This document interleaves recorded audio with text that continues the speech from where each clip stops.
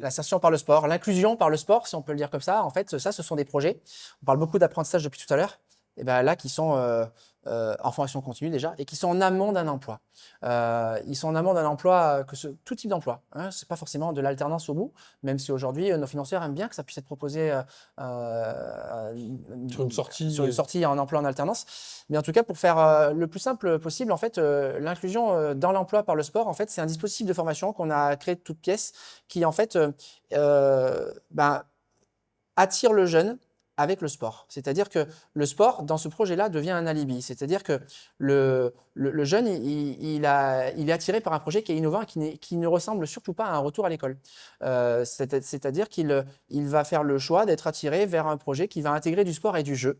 Et réellement, on joue le jeu, puisque c'est le cas de le dire, c'est parce qu'en fait, on va venir se servir du sport et du jeu pour le former à tout ce qui est attendu par l'entreprise aujourd'hui en termes de posture et de savoir-être, qui va être la gestion du stress, l'esprit d'équipe, les valeurs, le respect des règles, le respect de l'autre. En fait, toutes ces thématiques-là qui sont attendues par l'entreprise et qu'on retrouve dans le monde du sport, eh ben, on va le travailler avec le sport et le jeu plutôt que devant un PowerPoint pendant 7 heures où on va expliquer à un jeune qui en plus avait décroché comment on doit se comporter à travers un PowerPoint qui lui explique comment. Donc réellement, on a tout mis en œuvre pour que ça se passe avec le sport et le jeu sur des terrains sportifs.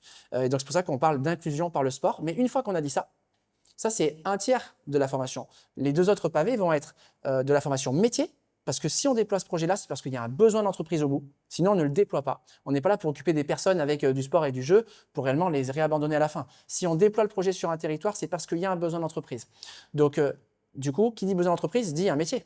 Donc, une fois qu'on l'a attiré, le jeune, avec le sport, qu'on l'a formé à toute la posture, le savoir-être avec le sport, qu'on lui a passé des messages clés dans la tenue qu'il doit avoir en entreprise, on va le former au métier.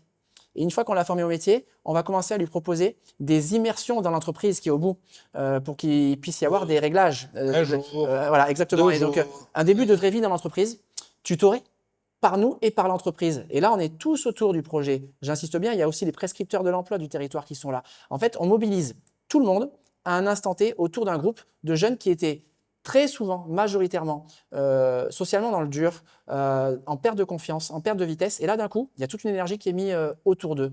La cerise sur le gâteau dans ces projets-là, c'est qu'on a la chance de travailler avec des parrains connus, reconnus, qui sont des sportifs de haut niveau. Je vais en citer quelques-uns, mais Sonny Anderson, Sidney Govou, entre autres, sont des personnes qui nous ont prêté leur image sur ces projets-là et qui viennent, en tant que parrains, rencontrer nos jeunes. Et au-delà du côté magique de ces visites-là, quand ils viennent, naturellement, ça attire toute la lumière sur eux. Eux qui étaient à ce moment-là, avant d'entrer dans le projet, je l'ai dit, en perte de confiance. Parfois, avec les familles, c'était un petit peu compliqué. On pourrait se retrouver avec des personnes où les parents disaient « tu fais plus rien de ta vie, tu n'y arrives plus, etc. » Et là, d'un coup, il a une formation. 2, il y a un emploi au bout. 3, tout est positif parce que réellement, c'est en train de bien se passer. Et en plus, il passe dans le journal parce qu'il y a Sonny Anderson ou Sidney Govou qui est venu. Parfois même, on passe à la radio. Et donc, on se retrouve d'un coup à l'addition d'éléments positifs qui font que le jeune, il retrouve confiance en soi et surtout, il retrouve un travail. Donc en fait, nous, on a le rôle d'être là au milieu, facilitateur, entre en fait une entreprise qui recrute, des jeunes qui ne trouvaient pas. L'entreprise dit j'avais pas de CV, le jeune dit moi personne ne me regarde. Et en fait, nous, on est le réglage au milieu. J'en profite pour remercier les OPCO, ce sont nos payeurs, ce sont ceux qui nous font confiance territoire par territoire, métier par métier. Ce sont eux qui financent avec France Travail nos formations. Et quand on déploie sur un territoire, on est sur en général des sorties positives à aller à entre 70 et 80%. C'est-à-dire qu'en fait, entre 7 et 8 jeunes sur 10 qui intègrent ce dispositif de formation trouvent un emploi à la clé, signent un contrat à la clé. On a, nous, ce rôle en fait, de facilitateur au milieu, le bon rôle, si je peux le dire. Et là aussi, pour former ces jeunes-là, on vient mettre 2 personnes, 2 ingrédients. Un profil plutôt éducateur, coach sportif, celui qui va animer toutes ces sessions-là de sport et d'éducation. Et un profil plutôt formateur, formatrice, très bienveillant, très aussi dans ce schéma un petit peu éduque, si je peux le dire comme ça, mais qui va venir former au métier et venir mettre le lien avec l'entreprise petit à petit dans ces immersions qui sont faites sur le terrain avec nos formateurs.